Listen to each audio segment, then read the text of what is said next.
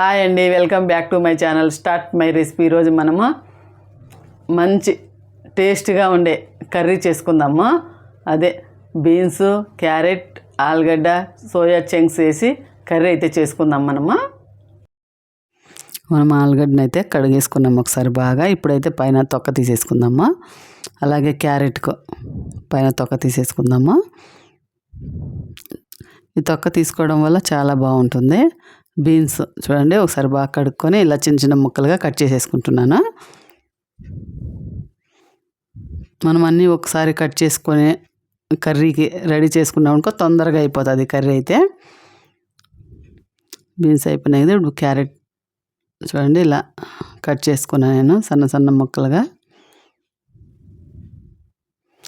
అలాగే ఇప్పుడు మనము ఆలుగడ్డ తొక్క తీసేసుకున్నాం కదా, అవి ముక్కలుగా కట్ చేసుకున్నాను. సోయా చంక్స్ చూడండి చిన్న చిన్నగా ఉండేటివి కడుక్కొని నీళ్ళైతే పోసుకున్నాను. ఇప్పుడు నేను స్టవ్ ఆన్ చేసుకొని ప్యాన్ పెట్టుకొని ప్యాన్ హీట్ ఎక్కింది, అందులో తగినంత ఆయిల్ పోసుకున్నాను. ఆవాలు వేసుకున్నాను. అందులోనే సన్నగా కట్ చేసి పెట్టుకున్న ఉల్లిపాయ ముక్కలు, అల్లం వెల్లుల్లి పేస్ట్ వేసుకున్నాం కదా, అందులోనే కరివేపాకు.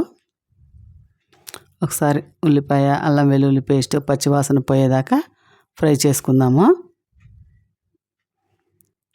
అల్లం వెల్లుల్లి పేస్ట్ పచ్చివాసన పోయేదాకా ఫ్రై చేసుకుంటే కర్రీ అనేది ఏ కర్రీ అయినా చాలా బాగుంటుంది. చూడండి ఫ్రై అయిపోయినాయి. ఇప్పుడు అందులో మనము కట్ చేసి పెట్టుకున్న క్యారెట్ ముక్కలు, అందులోనే బీన్స్ వేసుకున్నాము.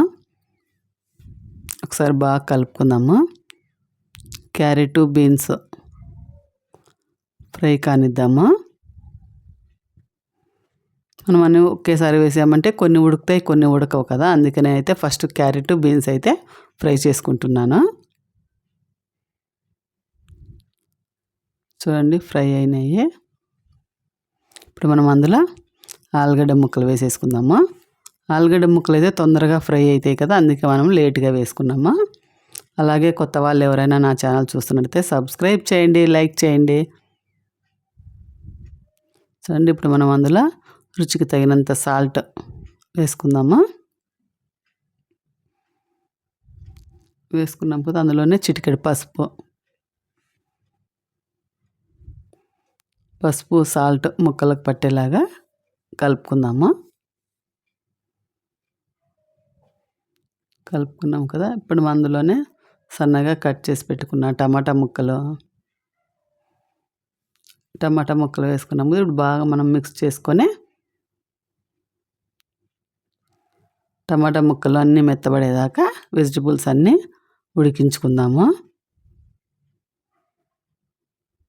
మూత పెట్టుకొని ఉడికించుకుందాం, బాగా ఉడుకుతాయి.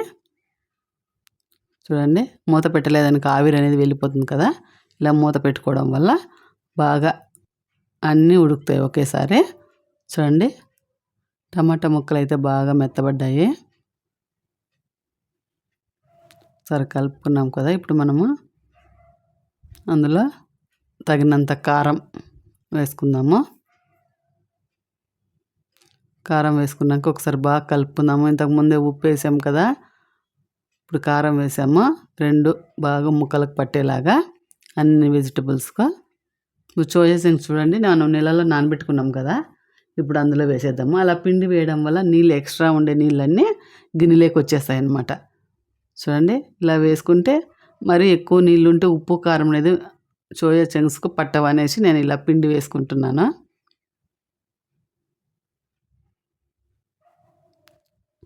అందులోనే గరం మసాలా ఒక 1/2 టీ స్పూన్ వేసుకున్నాను. ఏమి ఉడకాల్సిన అవసరం లేదు, మెత్తగా నానాయి కదా, ఒకసారి కలిపెట్టుకున్నామంటే సరిపోతుంది. ఉప్పు కారం అనేది పట్టేస్తుంది. చూడండి కలుపుకున్నాం. ఇప్పుడు మనం అందులో కొద్దిగా అంత నీళ్ళు పోసుకుందాము. మరి ఎక్కువ నీళ్ళు ఏం అవసరం లేదు, కొద్దిగానే వేసుకున్నాను అయితే. చూడండి బాగా నీళ్ళు పోసుకున్నాక బాగా ఉడికిపోయినాయి. చూడండి బాగా ఫ్రై అయినట్టుగా అయిపోయినాయి కర్రీ అయితే. ఇప్పుడు మనము కొత్తిమీర వేసుకొని దించేసుకుందాము. అయిపోయింది కర్రీ అయితే. చూడండి, ఆలుగడ్డ, క్యారెట్, బీన్స్, సోయా చంక్స్ వేసి చేసిన కర్రీ చాలా బాగా వచ్చింది. దోశలేకైనా చపాతీలేకైనా చాలా బాగుంటుంది. అలాగే ఈ కర్రీ మీకు నచ్చినట్లయితే సబ్స్క్రైబ్ చేయండి, లైక్ చేయండి, కామెంట్ అయితే పెట్టండి ఎలా వచ్చిందనేసి.